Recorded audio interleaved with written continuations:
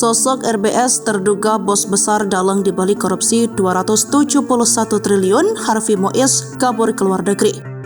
Terjeratnya Harvey Mois dan Helena Lim dalam kasus tindak pidana korupsi boleh dikatakan tidak lepas dari peran masyarakat anti korupsi Indonesia.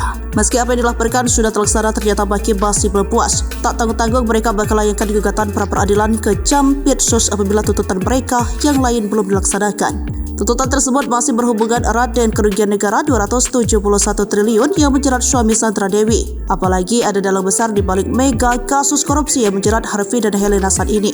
Hal tersebut diungkap oleh Boyamin Saiman, koordinator Baki.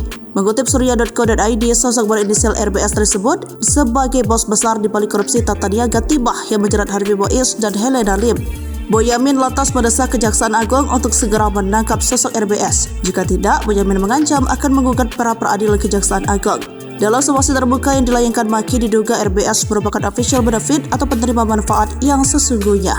Dengan demikian, RBS dianggap layak dijerat dengan tindak pidana pencucian uang. RBS diduga berperan menyuruh Harvey Mois dan Helena Lim untuk dugaan manipulasi uang hasil korupsi dengan modus CSR.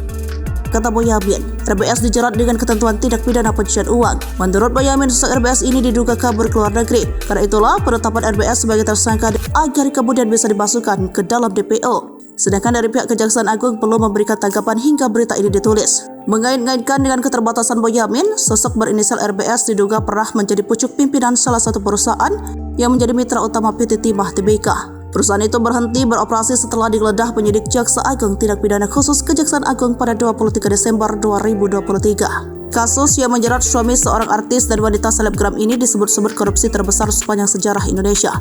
Kasus terungkap setelah PT Timah Tbk selaku perusahaan negara yang bernaung di bawah holding Mind ID dihadapkan pada angka penurunan ekspor yang drastis. Selain hasil timah yang diselewengkan dari lahan negara, juga adanya dugaan penampungan timah dari penambangan tanpa izin.